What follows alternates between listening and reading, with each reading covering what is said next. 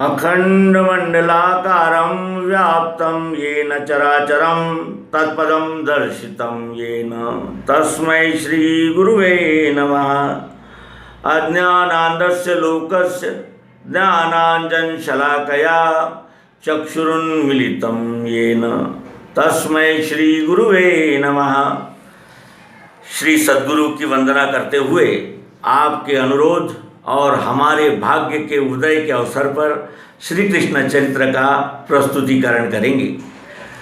वाणी की एक सीमा है, बुद्धि की एक सीमा है, मन की एक सीमा है, इंद्रियों की एक सीमा है, और अगर बूंद सागर को जानने के लिए निकले तो वो कितने संभ्रम में होगी और वो कैसा वर्णन करेगी। और है तो बूंद, जल से ही बनी है और जल से ही सागर उपमा को प्राप्त हुआ है वो जलनिधि, लेकिन वो बूंद है और सागर का वर्णन करने निकली है, तो उसकी स्थिति और आज हमारी स्थिति एक है। समेटना है सागर को, बूंद ने सागर समेटना है और सागर रूप होकर ही वो ऐसा कर सकती है। तो आइए श्री कृष्ण चरित्र का आरंभ करें। कहाँ से करें?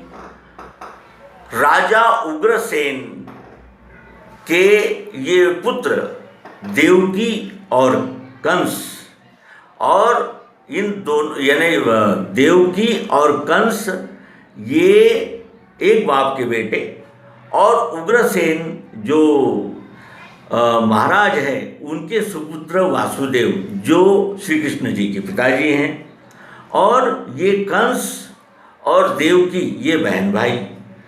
अब ऐसा है, अंधश्रद्धा अंधविश्वास कुछ आज का ही नहीं है। अच्छे अच्छे अंधश्रद्धा में अंधे हो जाते हैं। कंस को ये अंधश्रद्धा हो गई कि देवकी का 8वां पुत्र मुझे समाप्त करेगा, और ये भविष्यवाणी इसीलिए लोगों में से गई वहाँ तक कि उसका अत्याचार बढ़ गया। वो अपने आप को सर्वे सर्वा और सर्वशक्तिमान मानने लगा था कंस, और वो अन्याय भी करता था। और इस दृष्टि से उसके भी मन में आया कि अब मैं भी ये इतना सारा कुछ यानी पाप जमा किया है तो अवश्य ही अब दंड भोगने का समय आएगा। और किसी ने उसे बता दिया कि देवकी का 8वां पुत्र तुझे समाप्त करेगा। और आगे की तो आप सब कुछ कहानी जानते ही हैं। जिसका जन्म ही कारागृह में हुआ, कारागृह में जिसका जन्म हुआ, उसके जीवन चरित्र का वर्णन हम क्या कर सकते हैं। जिसे जन्म होते ही वहाँ से यमुना पार करनी थी और कितने दूर जाना था, क्या भाग्य लेकर आते हैं वो।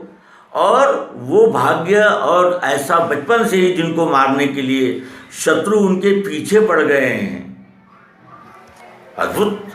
और वो व्यक्ति बांसुरी बजाता है, गौवे चराता है, यानी जन जन में एक एक बच्चे के हृदय में, सबके दिलों में अपने विषय में प्रेम निर्माण करता है।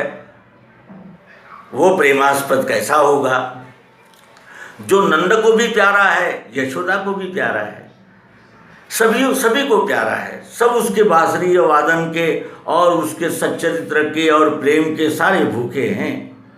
ऐसा ही अद्भुत चरित्र वर्णन करना है मित्रों। ये तो हो गया स्थूल चरित्र।